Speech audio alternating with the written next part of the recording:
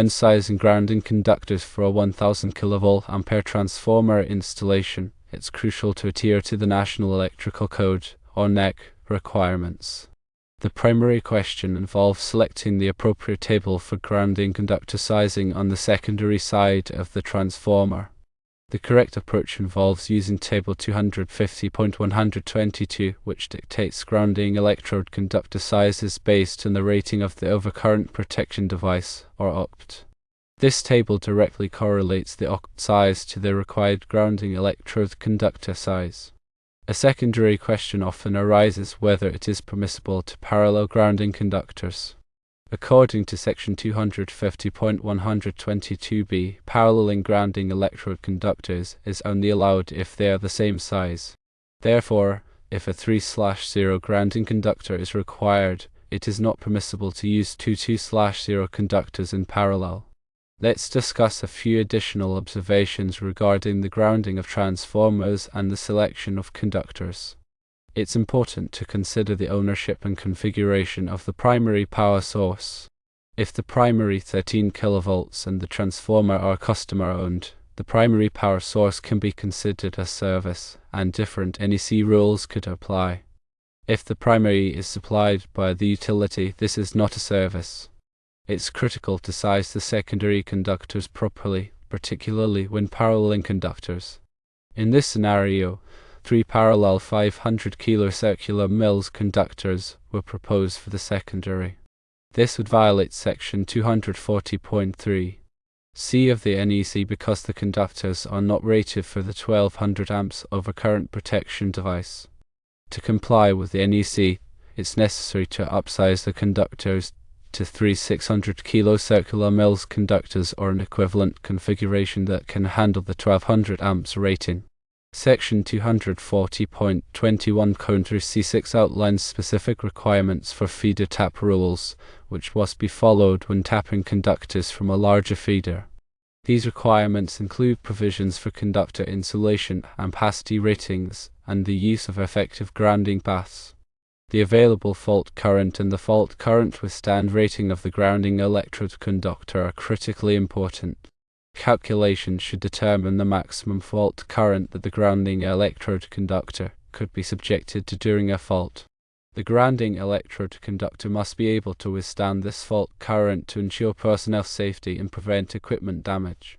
To elaborate on NEC Section 250.122, this section provides specific requirements for sizing equipment grounding conductors. It's essential to consult the section to ensure that the grounding conductor is adequately sized for the installation. When determining the size of the equipment grounding conductor, several factors must be considered. These include the size of the overcurrent protection device, the type of wiring method used, and the length of the circuit. Table 250.122 provides guidance on the minimum size of equipment grounding conductors based on the rating of the overcurrent protection device. For example, if the overcurrent protection device is rated at 1200 amps, Table 250.122 indicates that the equipment grounding conductor must be at least a 3/0 copper conductor. It's important to note that Table 250.122 provides minimum sizes for equipment grounding conductors. In some cases, it may be necessary to increase the size of the grounding conductor to provide adequate protection. This is particularly true for long circuits or circuits with high fault current levels. In addition to Table 250.122, other NEC sections may also apply to the sizing of equipment grounding conductors. For example, Section 250.45 requires that equipment grounding conductors be sized to carry the available fault current. This may require the use of a larger grounding conductor than specified in Table 250.122. Section 250.130 provides requirements for equipment grounding conductor connections. This section specifies how equipment grounding conductors must be connected to equipment and enclosures to ensure a lower impedance ground fault path. Now let's discuss the requirements outlined in NEC Section 240.21c. This section provides specific requirements for feeder taps. Feeder taps are commonly used in industrial facilities to supply power to various loads. It's essential to comply with the requirements of Section 240.21c to ensure that feeder taps are installed safely and correctly. Section 240.21 Cone addresses the protection of tap conductors. This section requires that tap conductors be protected from overcurrent by an overcurrent protection device located at the point where the tap conductors connect to the feeder. The overcurrent protection device must be sized to protect the tap conductors based on their ampacity. Section 240.21c provides requirements for the length of tap conductors. This section specifies the maximum length that tap conductors can extend without additional overcurrent protection. The maximum length of the tap conductors depends on their ampacity and the size of the feeder conductors. Section 240.21c3 addresses the ampacity of tap conductors.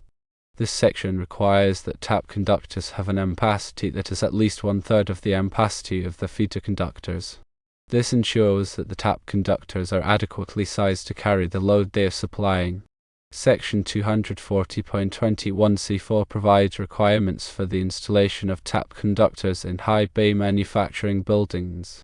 This section allows for longer tap conductors in high bay manufacturing buildings provided that certain conditions are met.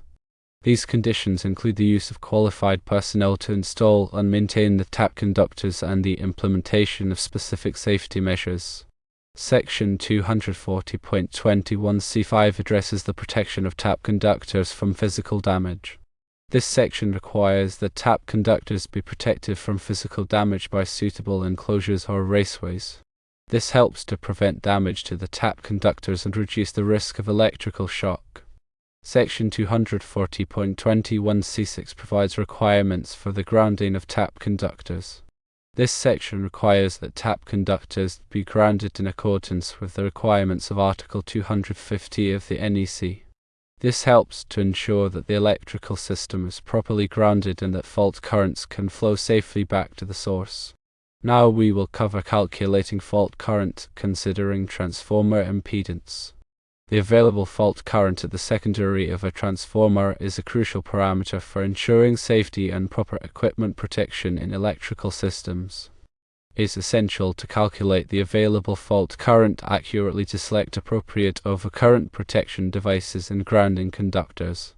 Transformer impedance plays a significant role in determining the available fault current. Transformer impedance is the opposition to the flow of alternating current and is expressed as a percentage of the transformer's kilovolt-ampere rating. A lower transformer impedance results in a higher available fault current. The following formula can be used to calculate the available fault current at the secondary of a transformer. The available fault current equals the transformer kilovolt-ampere rating divided by the secondary voltage divided by 1.732 divided by the transformer impedance expressed as a decimal. For example, let's consider a 1000 kilovolt-ampere transformer with a secondary voltage of 480 volts and an impedance of 5%. The available fault current can be calculated as follows. Fault current equals 1000 kilovolt-ampere divided by 480 volts, divided by 1.732, divided by 0.5.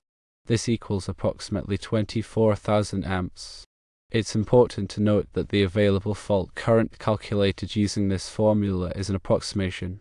The actual fault current may vary depending on the specific characteristics of the electrical system.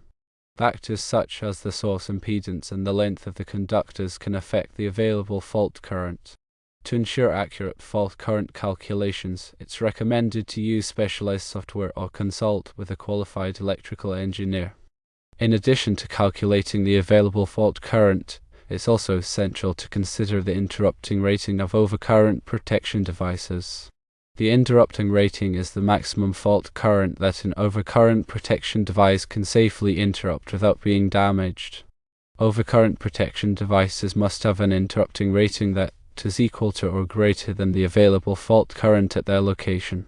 Selecting overcurrent protection devices with an adequate interrupting rating is crucial for preventing equipment damage and ensuring personnel safety in the event of a fault. Also, The time current curves of the primary fuse will determine the conductor withstand rating. The time current curve illustrates how long a fuse will take to blow at different current levels. Overall, when grounding transformers and sizing conductors, it is crucial to follow the NEC, use appropriate tables, understand fault current, and size your conductors appropriately.